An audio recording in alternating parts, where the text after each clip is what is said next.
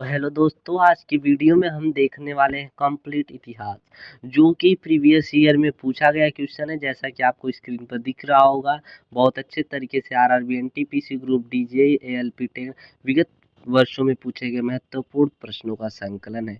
तो इस वीडियो में आप वही प्रश्न देखेंगे इतिहास के, जो कि क्या हुए प्रीवियस ईयर में पूछे गए हैं। तो चलिए स्टार्ट करते हैं। देखिए, पहले क्वेश्चन के साथ आपको बहुत मजा आने वाला है इस क्लास में। तो देखिए दोस्तों, पहला प्रश्न क्या दिख रहा है आपको। ऑपरेशन विजय किस युद्ध से संबंधित है। ऑपरेशन विजय किस युद्ध से संबंधित है, तो कारगिल युद्ध से संबंधित है मेरे भाई। किससे संबंधित है, कारगिल युद्ध से, जो कि 1999 में हुआ था। 1999 में हुआ था, याद रखिएगा। अगला प्रश्न देखिए प्यारे दोस्तों, अखिल भारतीय खिलाफत समिति ने किस तिथि को यह घोषणा करते हुए एक प्रस्ताव पारित किया कि किसी भी मुसलमान को ब्रिटिश भारतीय सेना में सेवा प्रदान नहीं करनी चाहिए। तो याद रखिएगा, बहुत शानदार इसका आंसर होगा आपको। देखिए, आप जो भी क्वेश्चन कर रहे हैं वो पूछा गया क्वेश्चन है। जुलाई 1921 में क्या होगा आंसर इसका, जुलाई 1921 में। ठीक है, बढ़ते हैं अगले प्रश्न की ओर। देखिए अगला प्रश्न क्या है। तीसरा प्रश्न की बात करें प्यारे दोस्तों, समाचार पत्र बंगाल गजट 1780 भारत का पहला समाचार पत्र जो था, के संस्थापक कौन थे मेरे भाई। तो याद रखिएगा, जे.ए. हिक्की थे। बढ़ते हैं अगले प्रश्न की ओर। देखिए अगला प्रश्न क्या है, देखेंगे अगला प्रश्न। देखिए दोस्तों, चौथा प्रश्न क्या दिया है। 1866 में भारतीय समस्या के बारे में चर्चा करने और भारतीय कल्याण के संवर्धन हेतु ब्रिटिश लोक अधिकारियों को प्रभावित करने के लिए लंदन में ईस्ट इंडिया एसोसिएशन का गठन किसने किया था, तो दादा भाई नौरोजी ने किया था। आरआरबी एनटीपीसी 3 फरवरी 2021 को पूछा गया क्वेश्चन है, तो दादा भाई नौरोजी ने किया था। याद रखिए, काफी शानदार प्रश्न करो, प्रीवियस ईयर का प्रश्न कर रहे हैं। कालिदास द्वारा लिखे हुए नाटक अभिज्ञान शाकुंतलम में शकुंतला का पुत्र कौन था, तो याद रखिएगा भरत थे। क्या क्या है क्वेश्चन, फिर से देखिए। कालिदास द्वारा लिखे हुए नाटक अभिज्ञान शाकुंतलम में शकुंतला का पुत्र कौन था, तो भरत थे।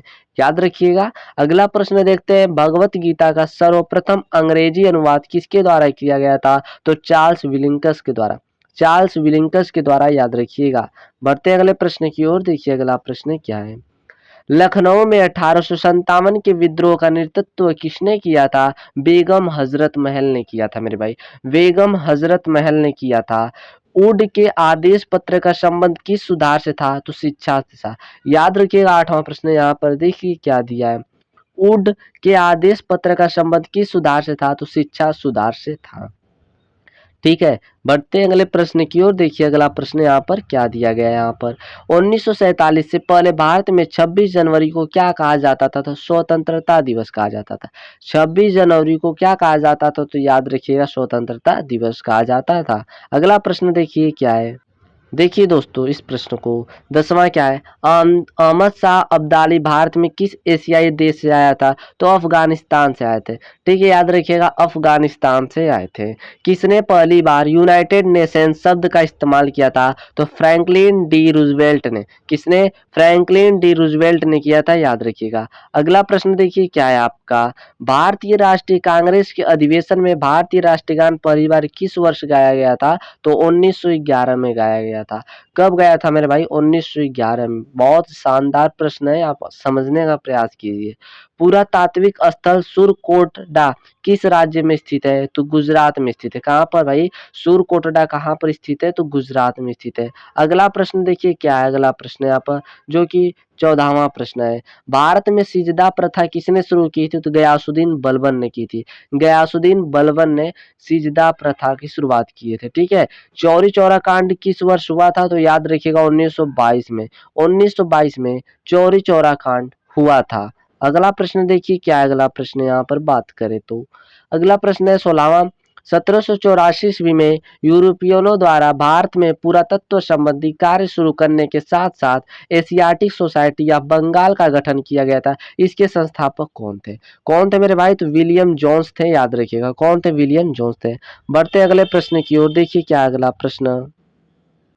देखिए 17वां प्रश्न, जनरल माइकल ओ डायर को किस स्वतंत्रता सेनानी ने गोली मारी थी? तो सरदार उधम सिंह ने मारी थी। किसने भाई? सरदार उधम सिंह ने, याद रखिएगा। अगला प्रश्न, किस ब्रिटिश प्रधानमंत्री ने क्रिप्स मिशन को भारत भेजा था? तो विंस्टन चर्चिल ने, याद रखिएगा, विंस्टन चर्चिल ने भेजा था। काफी इंपॉर्टेंट प्रश्न।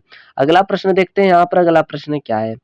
राष्ट्रवादी नेताओं में से कौन मराठी समाचार पत्र केसरी के संस्थापक और संपादक थे? तो बाल गंगाधर तिलक थे। बढ़ते हैं अगले प्रश्न की ओर। देखिए अगला प्रश्न क्या है।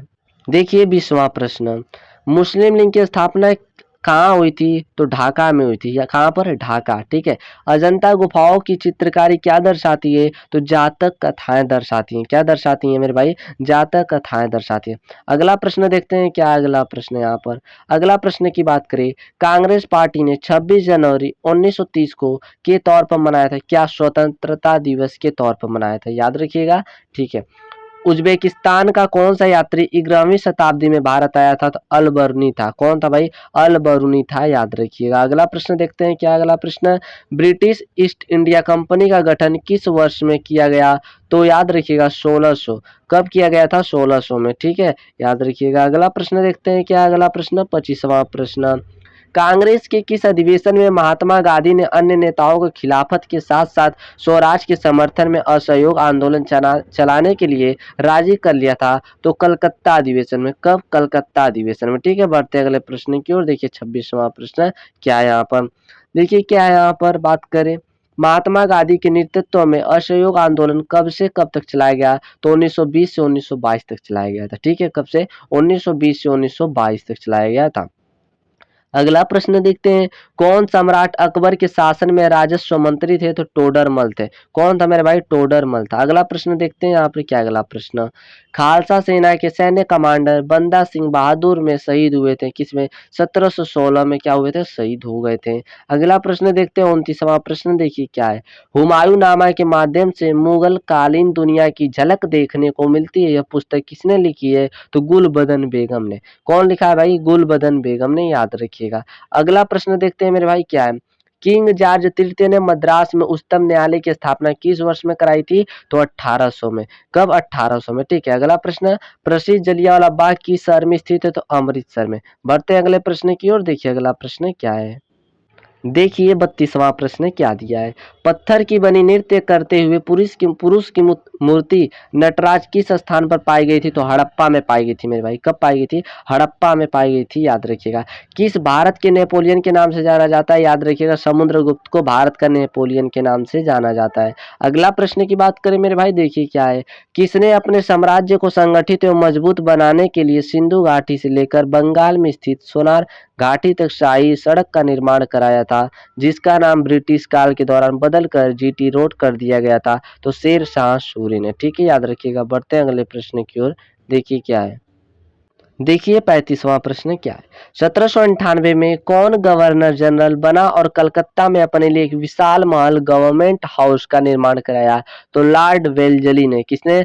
लॉर्ड वेलेस्ली ने, याद रखिएगा। काफी इंपॉर्टेंट प्रश्न था यह। देखिए क्या है 36वां प्रश्न, फतेहपुर सीकरी स्थित बुलंद दरवाजा का निर्माण किसने करवाया था? तो अकबर ने करवाया था।